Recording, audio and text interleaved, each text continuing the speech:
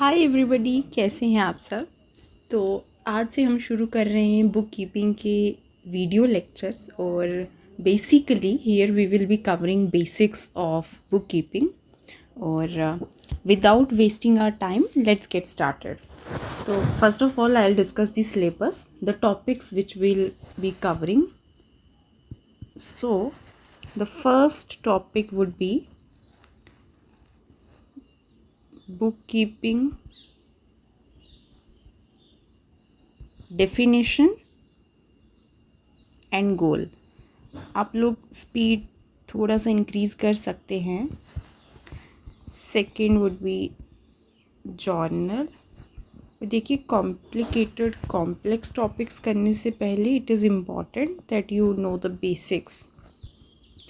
और यहाँ पे क्या होगा, one topic leads to the other. So even if you skip a single topic तो आपके लिए बाद वाले टॉपिक्स ग्रास्प करना could be a little difficult.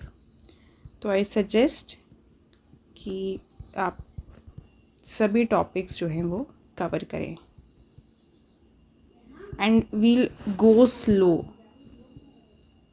But important is that the basics are clear so that our foundation can be strong. Final accounts. And ninth would be bills of exchange. So basically it is, the syllabus is, first topic we'll be covering is bookkeeping definition and goal. Second would be journal. Third is ledger. Fourth is cash book. This is bank reconciliation statement. Then we have trial balance, rectification of errors, final accounts, very important, and then we have finally bills of exchange.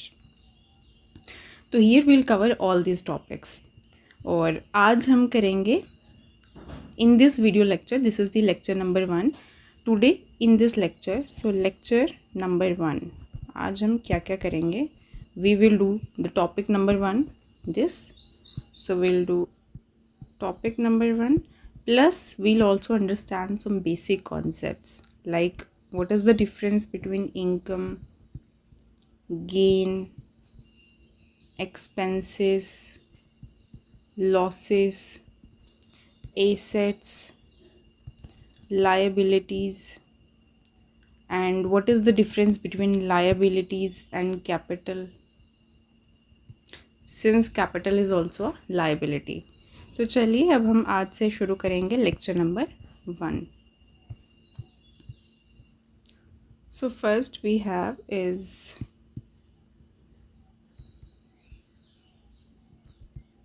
bookkeeping. Bookkeeping का क्या meaning होता है. देखिए, book means record and what is keeping. Keeping means to keep a track. तो bookkeeping basically means to keep a track of the record. तो इसमें अगर मैं आपको सिंपल वर्ड्स में बताऊं तो it is the process, it is the process of recording all the money that comes in and goes out of a business. तो आपको अगर मैं बताऊं सिंपल टर्म्स में तो बुक कीपिंग होता है कि अगर आपने एक बिज़नेस खोला है तो उसमें कितना पैसा आ रहा है और कितना पैसा बाहर जा रहा है. आप उस सारे का एक रिकॉर्ड रखते हैं, जो भी ट्रांजैक्शंस हुई हैं उनका एक रिकॉर्ड रखते हैं and that is your book keeping. It's a very basic definition of book keeping, to keep a track of all the money that comes in and goes out of a business. तो आप किन किन चीज़ों का track रखते हैं. आप sales का ट्रैक रखते हैं, आप एक्सपेंसेस का ट्रैक रखते हैं, आप इनकम का ट्रैक रखते हैं. अभी हमने ये जो कॉन्सेप्ट्स पढ़े हैं आप इन सब का ट्रैक रखते हैं. आप पेमेंट्स का ट्रैक रखते हैं, कितनी पेमेंट्स हुई हैं. So you keep a track of every little transaction, every little money, और बुक कीपिंग में of course financial transactions are involved only, financial transactions are involved only, not non-financial. Second is our goal of bookkeeping, goal, or you can say objectives or purpose of bookkeeping. So to make things easy, I have written it down, क्योंकि इस lecture में हमारा main focus, ये जितने भी lectures होंगे तो हमारा मेन फोकस रहेगा ये चीज़ें समझने में. So first is what is the goal of book keeping. First is to keep a record of all the financial transactions. जितनी भी बिजनेस में फाइनेंशियल ट्रांजेक्शन्स हो रही हैं उनका एक बाकायदा एक रिकॉर्ड रखना. That is the major objective of book keeping. क्यों रिकॉर्ड रखना है हमें? So that we can ascertain और टू नो कि हमारा बिजनेस जो है वो प्रॉफिट में जा रहा है कि लॉसेस में. हमें बिज़नेस की फाइनेंशियल हेल्थ के बारे में पता चले. हम बिज़नेस की इनकम्स और उनकी एक्सपेंसेस को मैनेज करते हैं. क्योंकि देखिए किसी भी बिज़नेस का एंड गोल क्या होता है. If you open a business तो what is the end goal? Profits. तो profits is the major objective और the end goal of a business. Now अगर आपको पता ही नहीं है कि आपके बिज़नेस में कितने प्रॉफिट्स हो रहे हैं, how will you grow it? तो that is where the bookkeeping comes in to picture. और it also helps in preparing financial sheets. Like balance sheet हमें बुक कीपिंग हेल्प करता है प्रिपेयर करने में. Final accounts. It also prevents fraud. How? क्योंकि आपको पता है, आपने हर एक ट्रांजेक्शन नोट डाउन करी है. Fraud generally involves money when it comes to business. बहुत तरह के फ्रॉड्स होते हैं, बट अगर हम बिज़नेस की बात करेंगे तो fraud mainly involves money.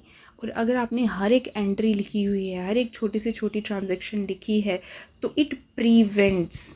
We have not written ends, ख़त्म नहीं करता, बट येस इट प्रिवेंट्स. तो बुक कीपिंग का in general we can say what is the objective. It keeps the business legal by preventing frauds. और also legal in the sense कि क्योंकि आपको पता है आपके प्रॉफिट्स कितने हैं, और यू ऑल्सो नो कि how much income tax you have to pay. तो that aspect is also involved. It keeps the business financially healthy and organized. So अगर आपको इन शॉर्ट बिजनेस ग्रो करना है, you have to know the profits of a business. आपको business की financial health पता होनी चाहिए, and that can be done through book keeping. Now we will cover our major concepts here. हमने जैसे कि पढ़ा था, फर्स्ट is income.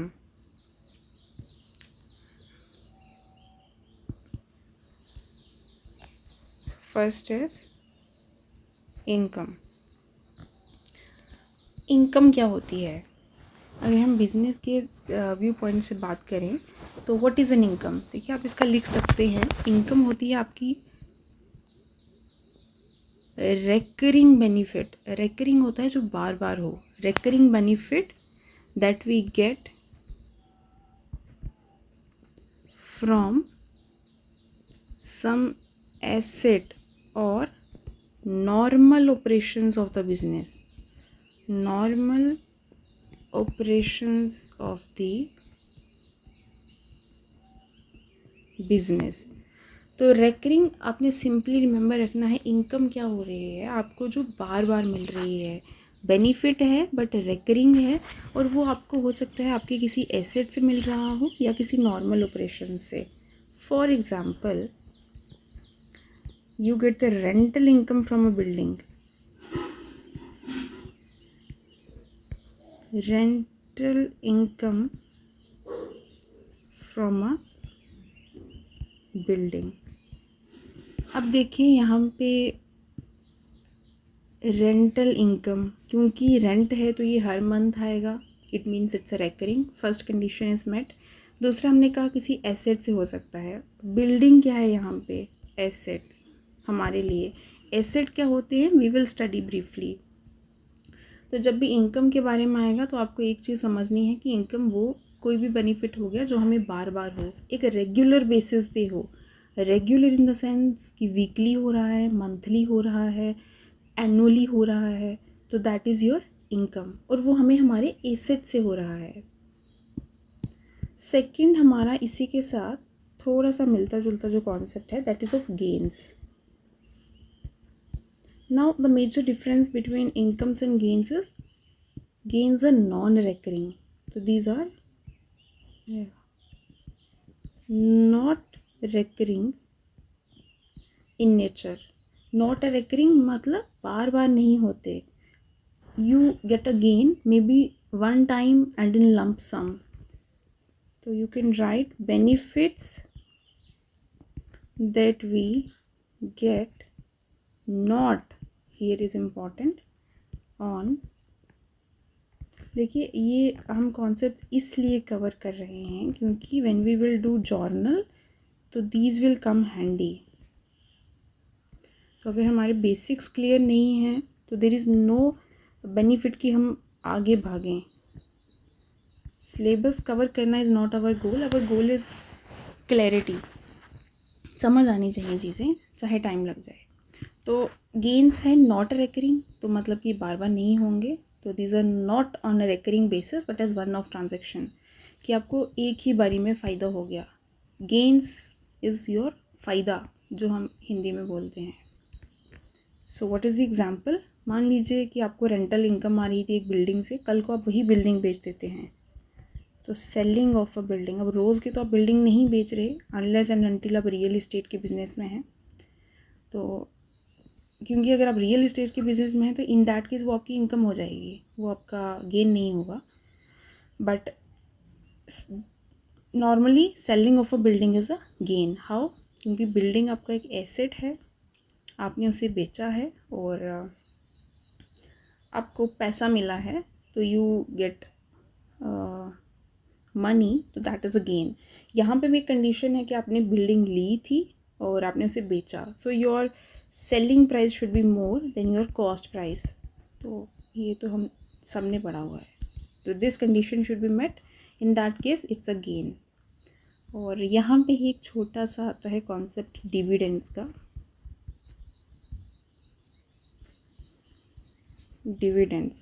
डिविडेंड्स आप मुझे कमेंट्स में प्लीज़ बताइए कि ये गेन है या फिर इनकम है, क्या लगता है आपको?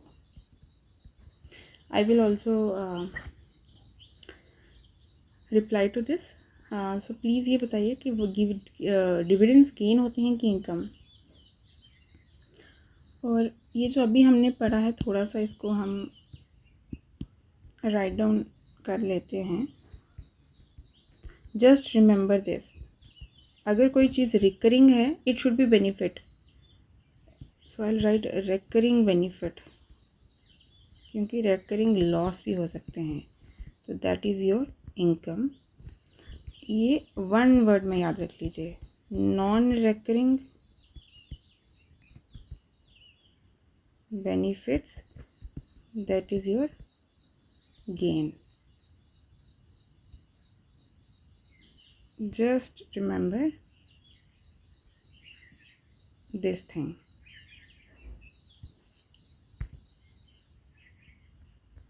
Next we'll do expenses और losses. थर्ड जो है हमारा आएगा कॉन्सेप्ट एक्सपेंसेस का। एक्सपेंसेस को हमने हिंदी में अगर हम समझें तो वो होता है खर्चा। हम आम भाषा में एक्सपेंसेस को बोलते हैं खर्चा। और ये पार्ट है किसका? रेवेन्यू एक्सपेंडिचर का। रेवेन्यू एक्सपेंडिचर का अब ये एक अलग से टॉपिक बन जाता है कि रेवेन्यू एक्सपेंडिचर क्या होता है, कैपिटल एक्सपेंडिचर क्या होता है। सिंपली स्पीकिंग आप रेवेन्यू एक्सपेंडिचर इस तरह से याद रख लीजिए, day to day expenses, day to day और working expenses, expenses of a business. जो रोज़मर्रा के बिज़नेस के खर्चे हैं that is your expenses, sorry revenue expenditure. तो बिज़नेस के जो रोज़मर्रा के खर्चे हैं that is your revenue expenditure. और ये वो खर्चे हैं जो आपको करने ही करने हैं। These are kind of compulsive, कि इनके बिना आपका बिज़नेस नहीं चल सकता। जैसे कि example,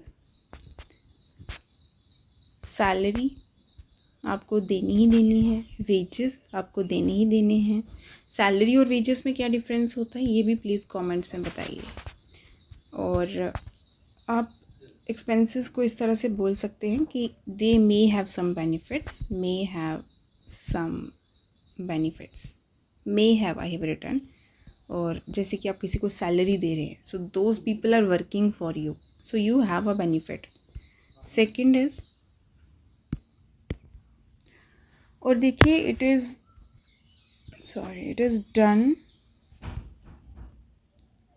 voluntarily. Why? To get some benefits, obviously. To get some benefits.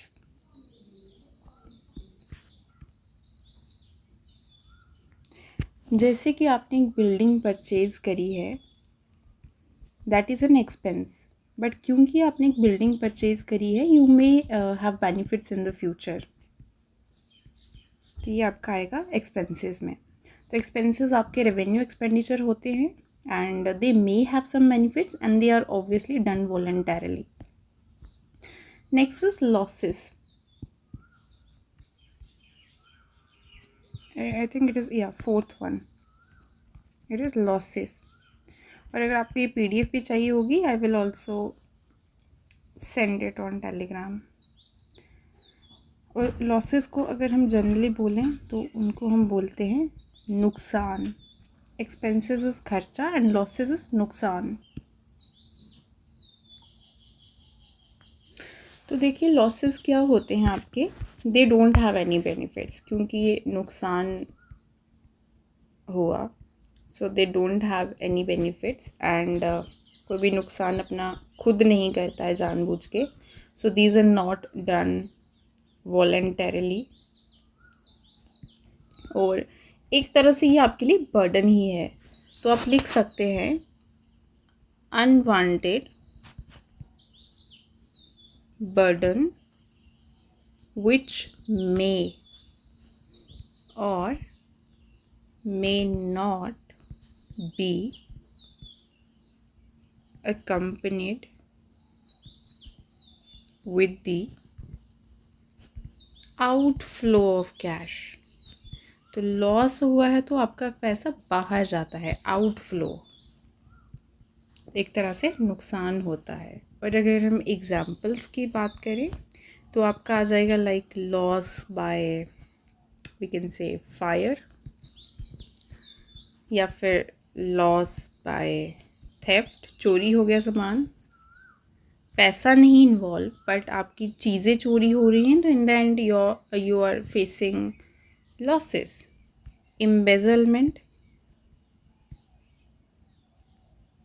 या फिर चीज़ों में जो डेप्रिसिएशन होती है, डेप्रिसिएशन, इसमें भी explicitly outflow of cash is not involve, but क्योंकि वियर एंड टीयर होता है, जो भी आप मशीनरी यूज़ करें वियर एंड टीयर होता है, तो एक तरह से आपको लॉस होता है, आप लॉस इनकर करते हैं। और उसके साथ ही जो हमारा फिफ्थ कॉन्सेप्ट है दैट इज़ एसेट्स। तो एसेट्स क्या होता है, anything that belongs to us, जो हमारा है, anything that, and it involves material wealth only, belongs to us और we own, that is called an asset, that is called. ये बहुत ही सिंपल डेफिनेशन है एसेट की, और एग्जाम्पल से आपको अच्छे से समझ आएगा। जैसे कि कैश, आपके पास पैसे हैं, बैंक में बैलेंस है, that is your asset. Building आ जाएगी, कल को आपको उसी बिल्डिंग से और फ़ायदा है, you can rent it out, वहाँ पे आप कोई और काम कर सकते हैं। फर्नीचर है आपके पास, देन स्टॉक इन हैंड, जो आपके पास स्टॉक है, stock in hand.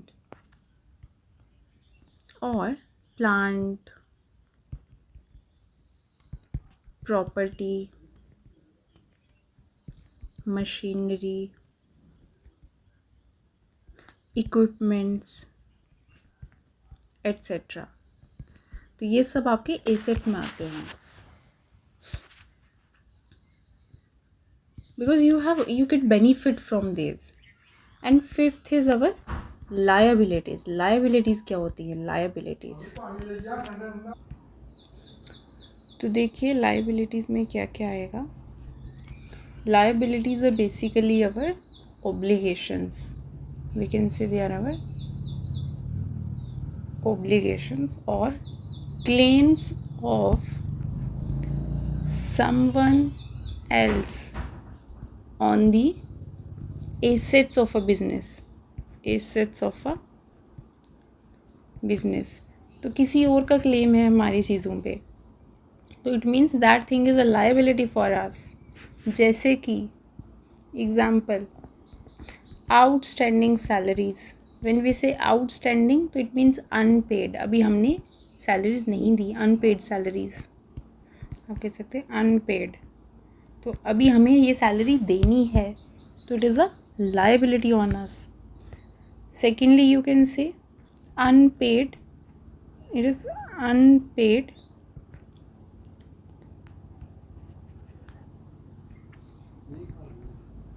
Rent.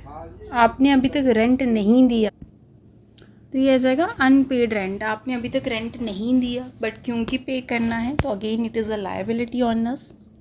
Loan from a bank, bank से लोन लिया है, अभी तक वापस नहीं किए पैसे, तो again it is a liability on us.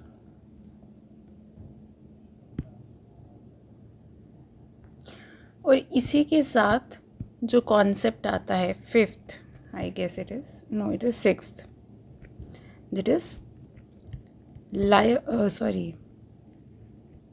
It is capital. और कैपिटल क्या होती है? Capital is also liability. अगर आप थोड़ा सा जानते होंगे तो कैपिटल भी एक लायबिलिटी होती है। तो देखिए why we consider capital a liability, तो इसको थोड़ा सा समझने से पहले हमें समझना पड़ेगा अकाउंटेंसी प्रिंसिपल। तो it is very important. There is one accounting principle, accounting principle, right. Now what this principle says, इसमें आता है आपका एक business entity principle. I'll write it down here, BUSINESS, business entity principle। और ये business entity principal क्या बोलता है? ये बोलता है कि दो एंटिटीज़ होती हैं, दो एंटिटीज़ होती हैं। एक एंटिटी होती है आपका बिजनेस और दूसरी एंटिटी होती है आपकी बिजनेस मैन। अब आपका जो बिजनेस है वो है एक artificial person, N artificial person, और जो आपका बिजनेस मैन है, ही और she is a biological person obviously with bloods and bones. तो ये बिजनेस एंटिटी प्रिंसिपल बेसिकली बोलता है कि आपकी दो एंटिटीज़ होती हैं, दो एंटिटीज़ या दो यूनिट्स होते हैं। एक आपका बिजनेस होता है, एक आपका बिजनेस मैन होता है। जो आपका बिजनेस है वो आपका आर्टिफिशियल पर्सन है, और जो आपका बिजनेस मैन है वो आपका एक बायोलॉजिकल पर्सन है।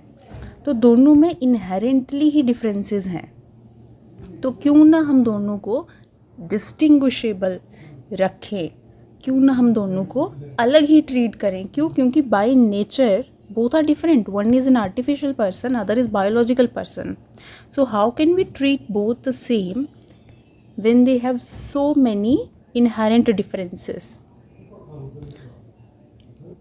तो अगर आपसे पूछा जाए कल को कि why capital is treated as a liability, तो देखिए एक तो हमने ये अकाउंटेंसी प्रिंसिपल याद रखना है। दूसरा हमने जो चीज़ याद रखनी है कि कैपिटल होती क्या है। हमने कहा कैपिटल लायबिलिटी होती है, ठीक है, बट होती क्या है भाई? What is the meaning of capital? तो कैपिटल होती है money, you can write money that is invested by an owner or owners to start a business and then to run it. तो बेसिकली जब भी आपका बिजनेस स्टार्ट होता है तो उसकी जो फर्स्ट ट्रांजैक्शन होती है दैट इज़ योर कैपिटल. जो पैसा ऑनर दैट इज़ द मालिक वो डालता है अपने बिजनेस में उसको स्टार्ट करने के लिए, बाद में उसको रन करने के लिए, चलाने के लिए, तो that is your capital in simple terms. मान लीजिए आपका ए या फिर आपका बी ये ऑनर्स हैं और इन्होंने क्या किया, बिज़नेस स्टार्ट किया तो कुछ पैसा इन्होंने लिया और वो किस में डाल दिया, बिज़नेस में, इसको स्टार्ट करने के लिए, बाद में इसको रन करने के लिए. तो आपके जो ऑनर्स ने मनी डाली है, जो पैसा डाला है, दैट इज़ योर कैपिटल. और यही कैपिटल बाद में बन जाती है लायबिलिटी फॉर द बिज़नेस, क्योंकि बिज़नेस ने किससे पैसा लिया है, ऑनर से. अब उसको ऑनर को पैसा वापस करना है तो it is a liability for the business. और हमने क्यों, अभी हमने समझा कि हमने कैपिटल को क्यों लायबिलिटी कहा, क्योंकि ऑनर भी अलग है, बिज़नेस भी अलग है. ऑनर जो है वो बायोलॉजिकल पर्सन है और जो बिज़नेस है that is an artificial person. तो इसलिए हमारी जो कैपिटल है that is also liability for the business and we treat it as a distinct entity. तो देयरफॉर यू कैन से कि these two are treated separately to facilitate fair accounting. So why we treat them separately? To facilitate fair accounting and to assess true profit and loss of the business. You can write business and business, it could be businessman, it could be businessmen, are treated differently. तो आपको ये नहीं बोलना है कल को कि जो बिजनेसमैन है उसी का बिज़नेस था तो हम उसी ने बिज़नेस चलाया तो क्यों हम उसको अलग मान रहे हैं. हम इसलिए मान रहे हैं क्योंकि ये एक इंसान है और ये एक आर्टिफिशियल पर्सन है. तो जो हमारी बुक्स है वहाँ पे रिकॉर्ड क्लीन रखने के लिए, वहाँ पे एक्चुअली में समझने के लिए कि इस बंदे को कितना फ़ायदा हुआ, तो जो उसने पैसा लगाया है उसको अलग करना पड़ेगा. तो जो उसने पैसा लगाया है उसको हम कैपिटल बोलेंगे और वो कैपिटल हमारी होती है लायबिलिटी. तो यहीं पे आपको समझना चाहिए what is the difference between capital and liability. तो अगर कैपिटल भी लायबिलिटी है और हमारी लायबिलिटी तो लायबिलिटी है ही, तो हम इन दोनों में कैसे डिफरेंस समझें. तो हमने लायबिलिटी को भी कैपिटल क्यों नहीं बोला. तो मेन डिफरेंसेस कि कैपिटल जो है आपका that is liability towards the owner, liability towards the owner or towards the owners / owner. और जो आपकी liability है that is the you can say it is towards outsiders. So this liability is towards outsiders. So this is the difference between liability and capital. तो देखिए इसी के साथ हमारा जो लेक्चर नंबर 1 है that ends and tomorrow we will do lecture number 2 जिसमें हम कवर करेंगे जर्नल. और मुझे जहाँ तक लगता है हमारे जर्नल में भी हमें काफ़ी टाइम लग जाएगा क्योंकि हम धीरे धीरे करेंगे, but we will try to cover each and every aspect ताकि जो हमारी कंसेप्चुअल क्लैरिटी है वो अच्छे से बिल्ड हो सके. तो इसी के साथ आप सभी को मेरी good bye. Have a great day ahead और चलिए अब नेक्स्ट वीडियो में मिलते हैं. Bye bye.